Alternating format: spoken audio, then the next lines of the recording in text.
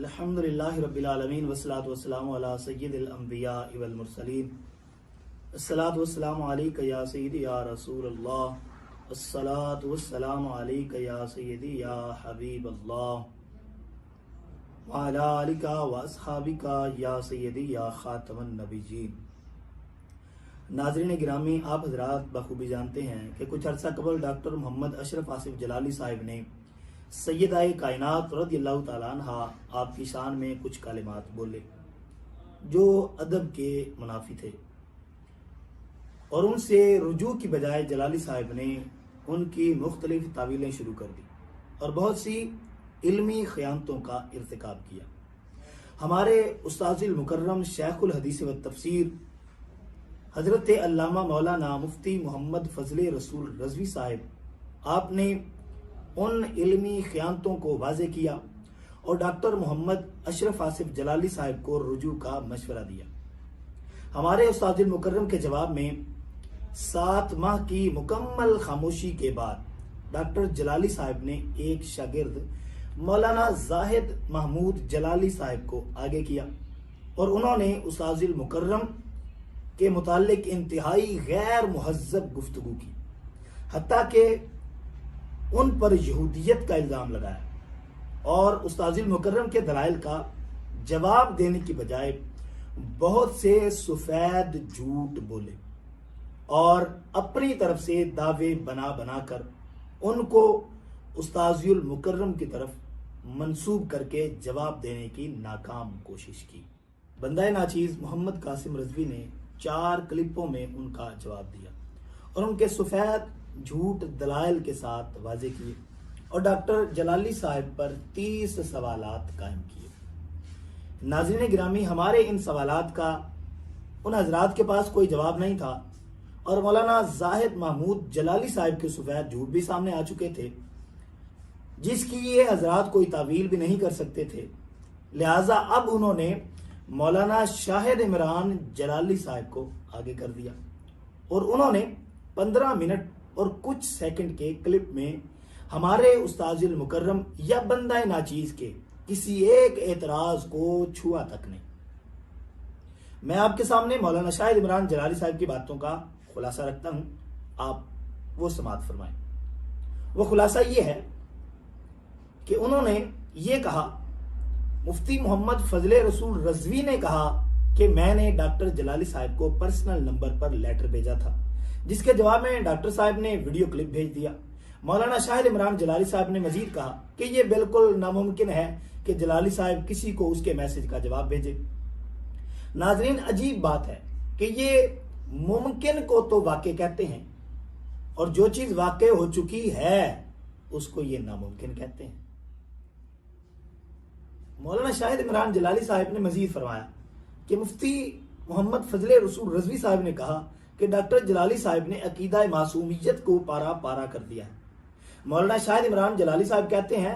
کہ مفتی محمد فضل رسول رضوی صاحب کھل کر بتا دیں کہ میں عقیدہ معصومیت کو نہیں مانتا۔ ناظرین گرامی،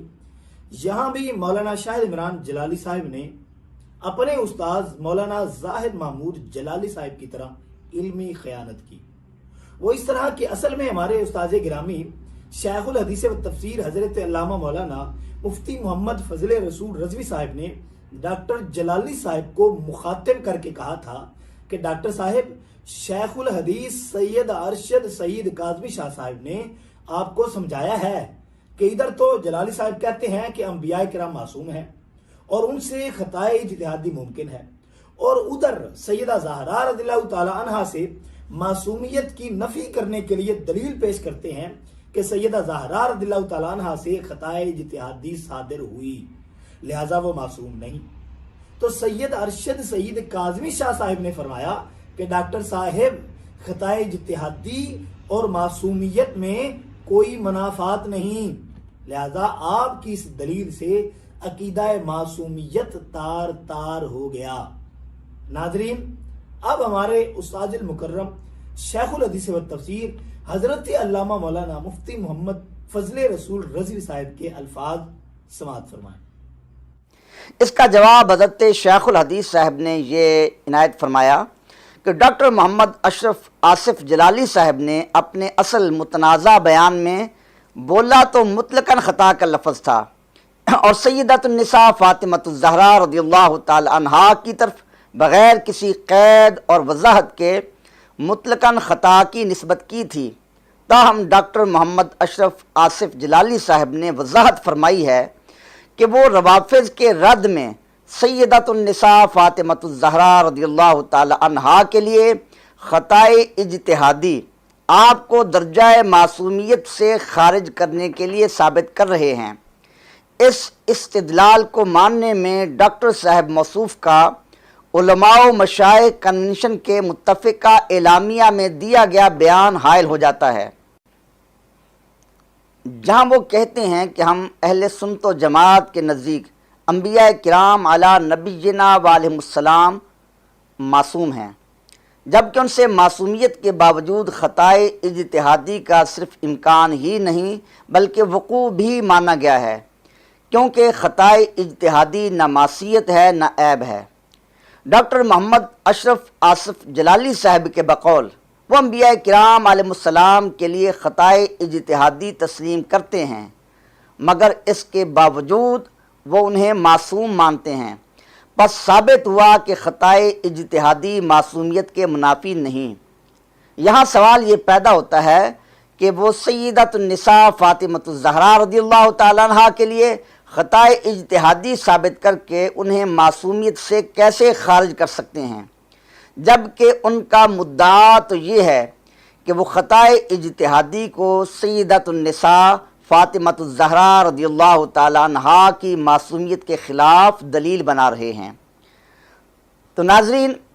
حضرت شیخ الحدیث قبلہ سید ارشد سید کاظمی شاہ صاحب زیدہ مجدہ یہاں یہ بتا رہے ہیں کہ ڈاکٹر جلالی کے بقول وہ انبیاء کرام علیہ السلام کے لیے خطائے اجتہادی تسلیم کرتے ہیں، مگر اس کے باوجود وہ انبیاء کرام کو معصوم مانتے ہیں۔ اس سے معلوم ہوا کہ خطائے اجتہادی معصومیت کے منافی نہیں ہے۔ یہ بات واضح ہوئی کہ خطائے اجتہادی معصومیت کے منافی نہیں ہے۔ ڈاکٹر صاحب، جو آپ بڑے زور شور سے بیان کر رہے ہیں اور اپنے لوگوں کو ترغیب دے رہے ہیں کہ تم سے اگر کوئی پوچھے تو کہنا کہ ہم عقیدہ معصومیت بیان کر رہے ہیں، آپ نے تو اتنی بڑی غلطی کر دی ہے۔ حضرت قبلہ آپ کو اس غلطی کی طرف متوجہ فرما رہے ہیں کہ آپ نے تو عقیدہ معصومیت کو بھی پارا پارا کر دیا ہے۔ مولانا شاہد عمران صاحب، آپ ڈاکٹر صاحب سے کہیں کہ وہ سید ارشد سید کاظمی شاہ صاحب کی اس دلیل کا جواب دیں۔ آپ اپنے استاد زاہد محمود جلالی صاحب کی طرح سید ارشد سید کاظمی شاہ صاحب کی بات کو استاذ المکرم حضرت علامہ مولانا مفتی محمد فضل رسول رضوی صاحب کی طرف منسوب کر کے لا یعنی اعتراضات نہ فرمائیں۔ مولانا شاہد عمران جلالی صاحب نے کہا کہ مفتی محمد فضل رسول رضوی صاحب نے کہا ہے کہ آپ آئے دن اپنا ٹائٹل چینج کر لیتے ہیں، کوئی نیا سلوگن پکڑ لیتے ہیں۔ مولانا شاہد عمران جلالی صاحب،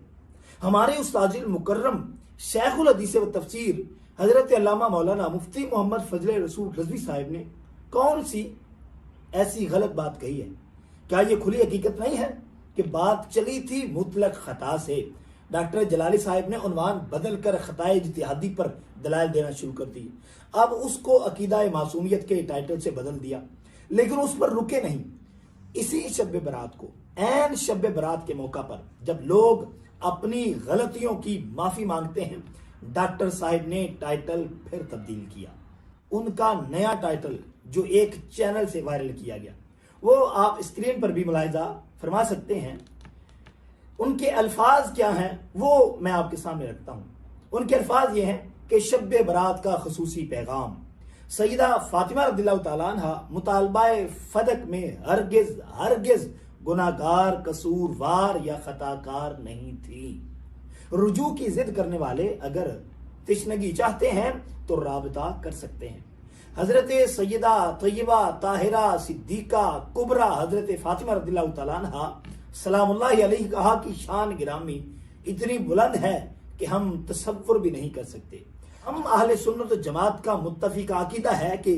سیدہ فاطمہ رضی اللہ تعالیٰ عنہ مطالبہ فدق میں ہرگز گناہگار، قصوروار یا خطا کار نہیں تھی۔ آیت تطہیر کی تفسیر میں جو الفاظ آپ رضی اللہ تعالیٰ عنہ کے لیے بولے گئے وہ فریق مخالف کے لیے رد اور اصول اہل سنت کی وضاحت کے لیے تھے کہ آپ مقام نبوت پر فائز نہیں۔ اگر آیت تطہیر کی تفسیر میں بولے گئے ان الفاظ کو غلط قرار دیتے ہوئے ان سے رجوع کی وجہ سے عقیدہ ختم نبوت پر آنچ نہ آتی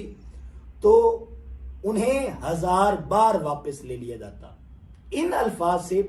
اصول اہل سنت کے مطابق سیدہ زہرا رضی اللہ تعالیٰ عنہ کی عظمت پر تو کوئی آنچ نہیں آتی،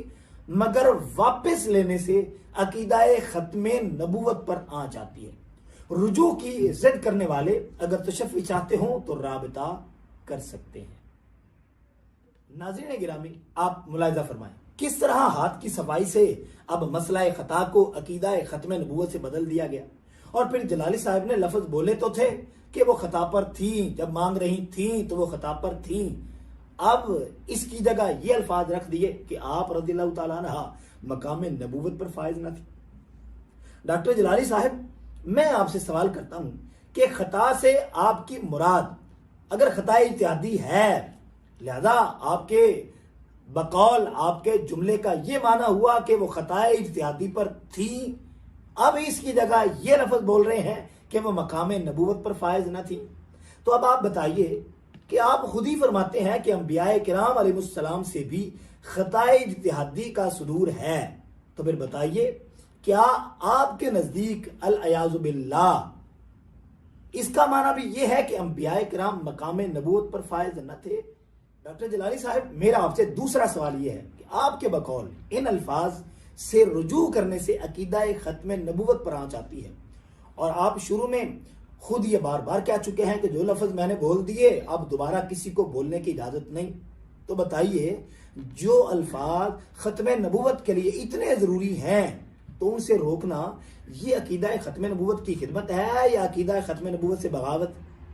ڈاکٹر جلالی صاحب، میرا آپ سے تیسرا سوال یہ ہے کہ آپ کے چینلوں سے یہ بات وائرل ہوئی،